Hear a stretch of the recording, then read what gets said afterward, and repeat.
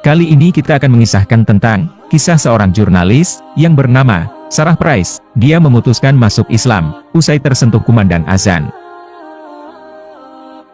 Perjalanan spiritual setiap orang kadang tak terduga, termasuk hidayah Islam yang dialami seorang jurnalis wanita asal Australia bernama Sarah. Perjalanan Sarah Price masuk Islam tidaklah mudah. Berulang kali ia diselidiki, ditolak, dipecat dari pekerjaan, serta kehilangan teman-teman. Tak hanya itu, ia mendapat tantangan berat dari keluarga. Keluarga dan kerabat Sarah sulit menerima perubahan Sarah, hingga banyak komentar kasar tentang keputusannya tersebut. Sebagian orang menuding Sarah masuk Islam demi menikah dengan seorang pria yang sangat dicintainya. Mengingat, sebelumnya dia merupakan Kristen taat yang sangat mencintai ajarannya. Layaknya kebanyakan wanita muslim, Sarah kerap mengenakan pakaian tertutup di sejumlah kesempatan. Bahkan, dirinya juga menutup kepalanya menggunakan kain yang menyerupai jilbab. Namun, dia selalu mendapat respon tak baik dari orang-orang di sekelilingnya.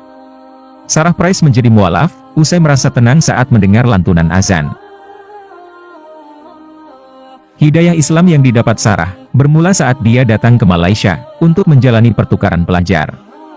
Sebelum tiba di negeri jiran, dia mengaku sama sekali asing, dan tak tahu menahu tentang ajaran tersebut.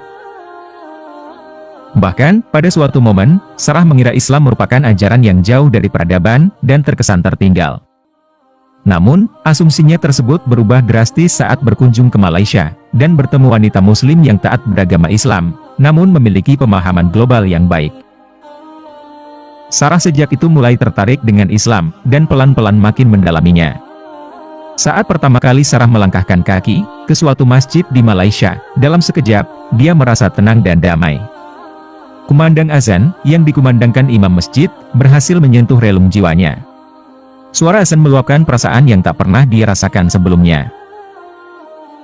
Sarah mengaku, pengalamannya di Malaysia telah membuat dirinya mengenal Islam dengan cara yang indah. Setelah kembali ke Australia, Sarah merasa ada sesuatu yang hilang. Lantas, dia mulai meneliti konsep-konsep dalam Kristen. Bahkan, Sarah meneliti berbagai kontradiksi dalam Alkitab. Sarah menyadari, ada kesamaan antara Al-Quran dan Alkitab. Yesus merupakan tokoh penting dalam kedua agama. Dalam Islam, juga banyak menceritakan kisah Yesus, atau Nabi Isa dalam Al-Quran. Satu-satunya perbedaan adalah, Islam menempatkan Yesus sebagai Nabi, dan tidak menyembahnya. Kendati sudah menemukan sejumlah jawaban, Sarah belum sepenuhnya yakin untuk berpindah agama. Sebab, masih ada beberapa hal yang terus dia telusuri dan pelajari. Hingga akhirnya, dia berkesempatan bertemu, dan berbincang dengan Putri Tun Mahathir Mohamad, yakni Marina Mahathir. Menurutnya, Marina merupakan sosok muslimah hebat, yang menjunjung tinggi nilai-nilai pendidikan, dan kemajuan.